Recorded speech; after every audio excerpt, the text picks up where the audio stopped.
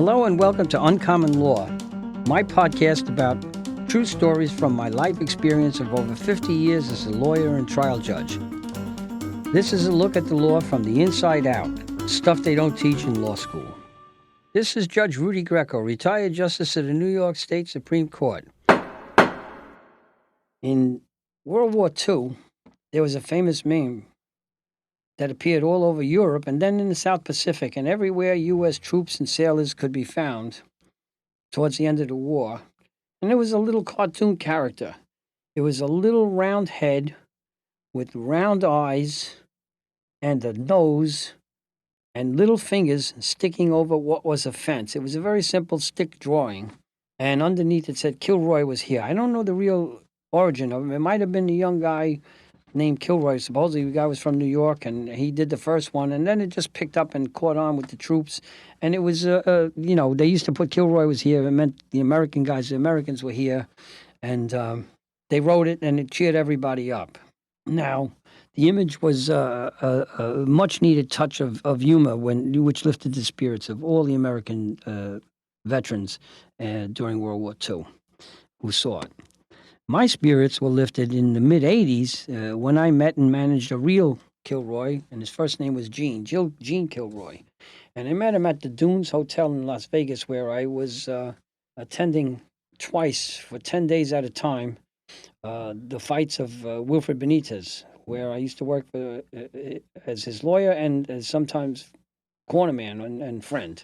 And Gene Kilroy was the VIP concierge or entertainment director, I guess you'd call it, for the high rollers.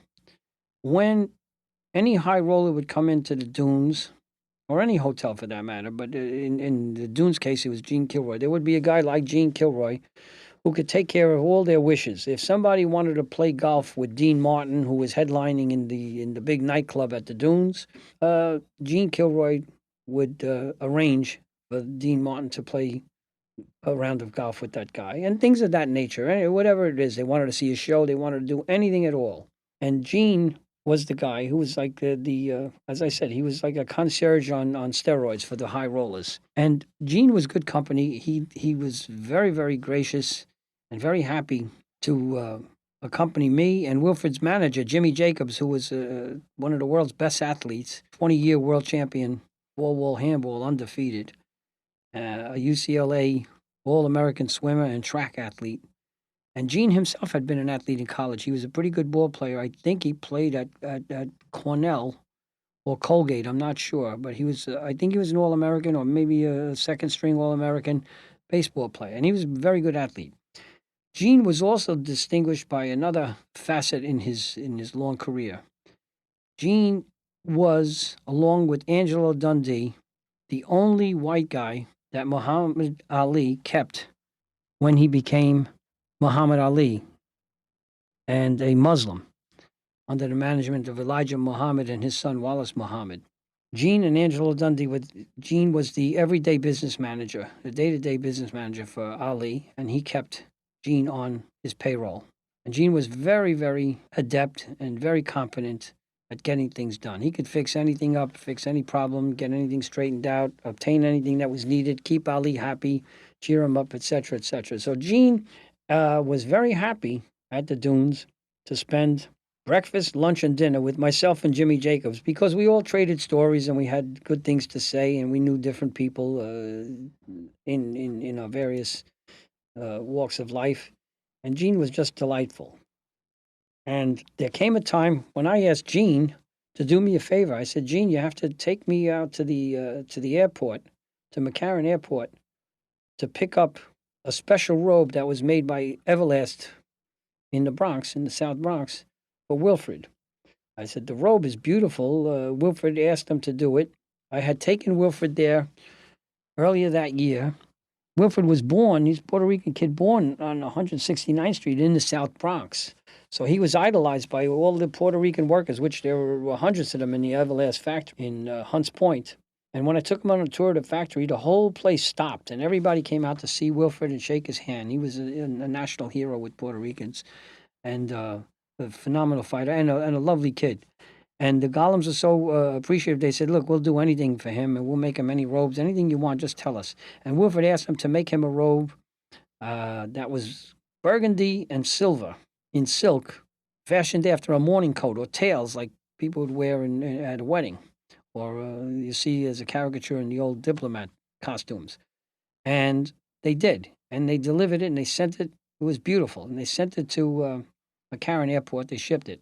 And driving out to the airport, I said to Gene, Gene, it's funny, we're going out to pick up this custom robe for Wilfred, and he's a 3-time world champion. But as great as he is, he doesn't have the stature of Ali. But, when I'm thinking about it, Ali never had a nice robe. In all the fights that I saw, he'd come out in some raggedy terry cloth thing that you'd find, in the locker room in the hotel gym or something like that.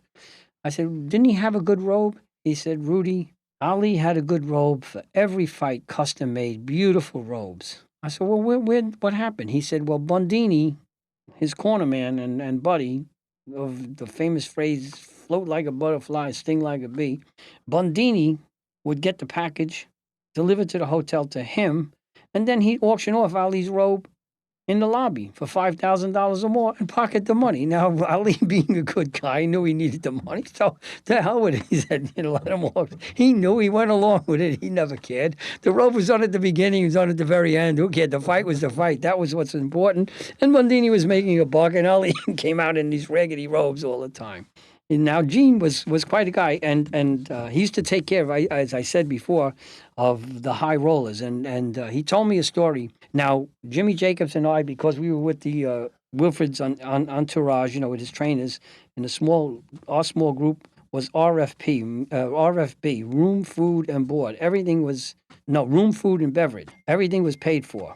We didn't pay for anything. We're complimentary, anything we wanted in the hotel while we stayed there. And he told me the ultimate comp story, which was about a Japanese high roller who was a regular customer at the Dunes Hotel. He would come a couple of times a year, who lost in one weekend $3 million at the tables. And this guy, the high roller's girlfriend, while he was at the tables, went down to the furrier who was on the premises. They have a jeweler and a furrier at all the hotels in Vegas for these guys who hit it big and want to do something and spend some more money.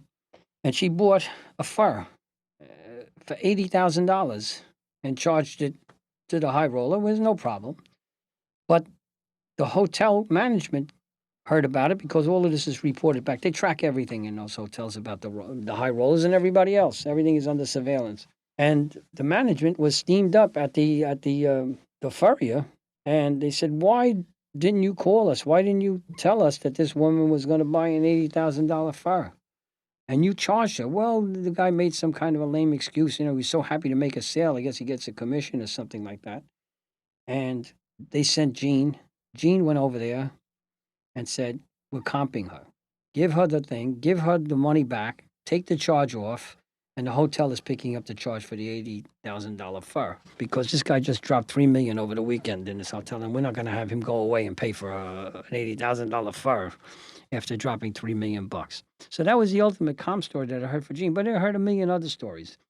And one of the most fascinating stories that Gene, and he told, as I said, so many of them, was the story of Ali versus George Forman in Zaire and the famous Rumble in the Jungle fight, which was prolonged there were a couple of mishaps along the way or missteps along the way, and the fight was prolonged, and Ali was getting bored.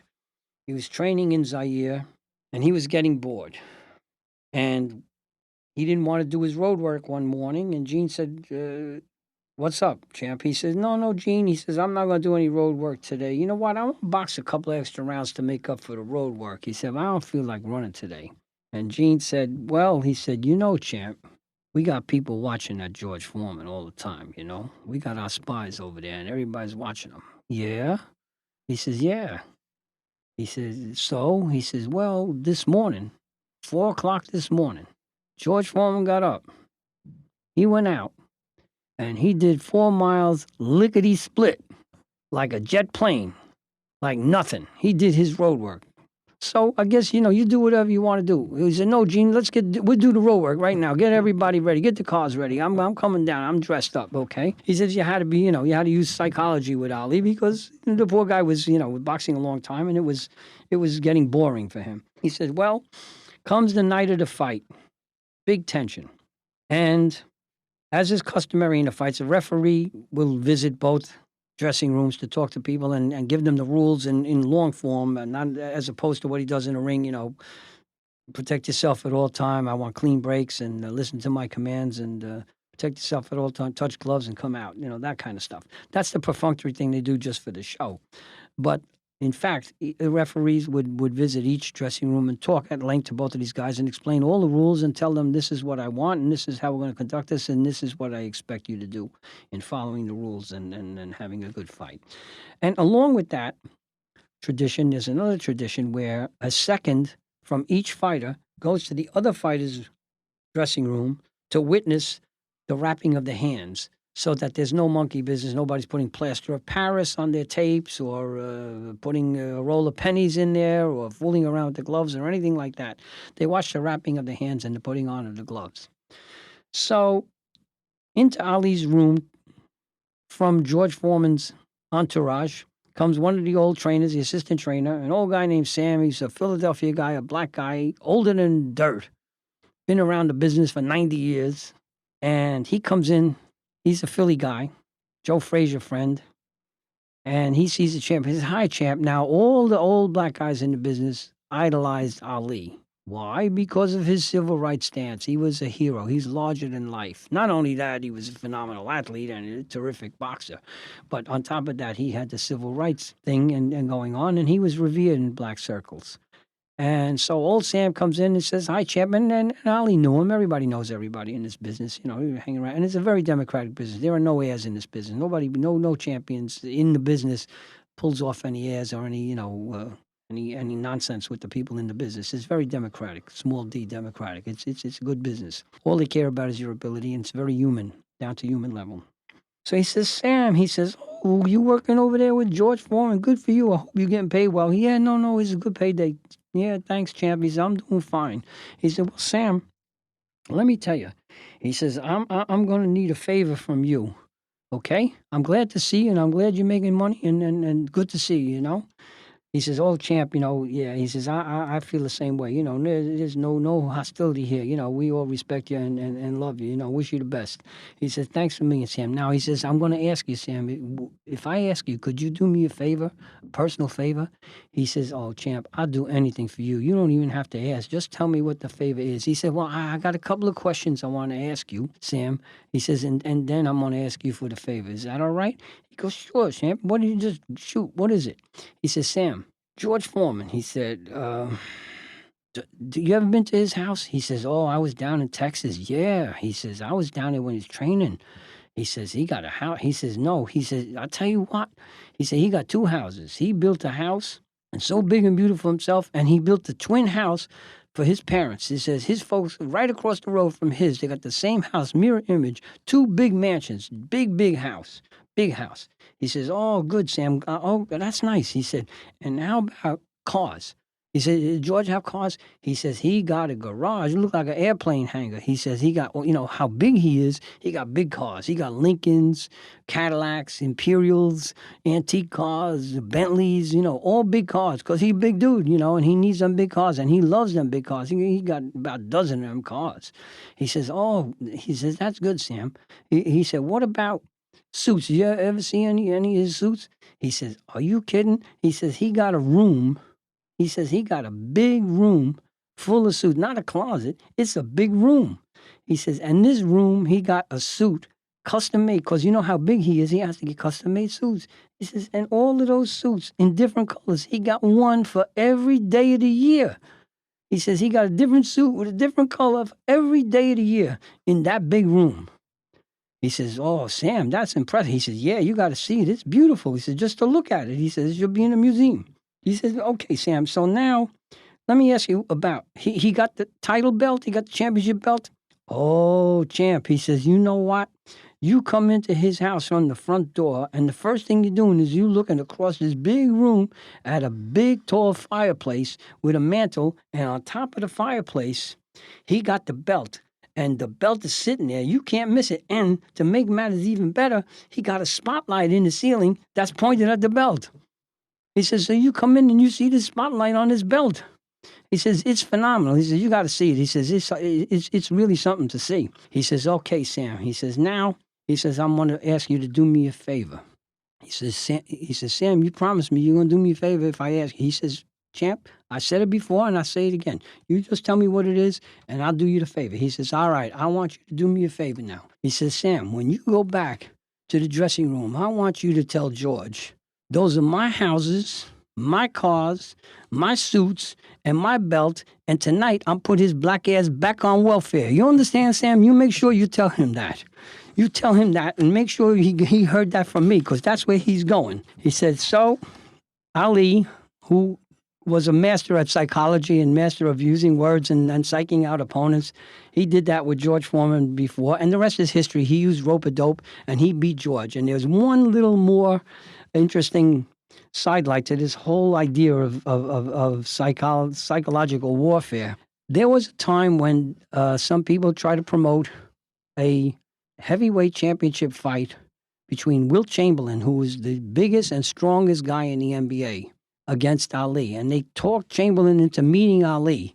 And Chamberlain was a little bit reluctant. He says, look, I'm a basketball player. They said, yeah, but you're a great athlete. We could teach you. And, the money involved here is so good. And he said that, even if you lose, there's nobody going to lose this fight. We're going to make tens of millions of dollars here. And come on, we just talk to him, meet him, and see how you feel about it, okay? So reluctantly, Chamberlain went along because they were talking gazillion dollars. And he went to meet Ali. And I don't know where it took place, but the story is that from Gene, that when Chamberlain walked into the room to meet Ali, Ali looked up and said, "Timber!" And Chamberlain looked at him, his eyes opened up and widened up, turned around and walked right out of the room, got the hell out of the room. So that's a couple of stories I picked up from Gene Kilroy, and Kilroy was there. Thanks for listening. Come back next week for another episode of Uncommon Law, lessons they don't teach in law school. I'm Judge Rudy Greco. Court is adjourned.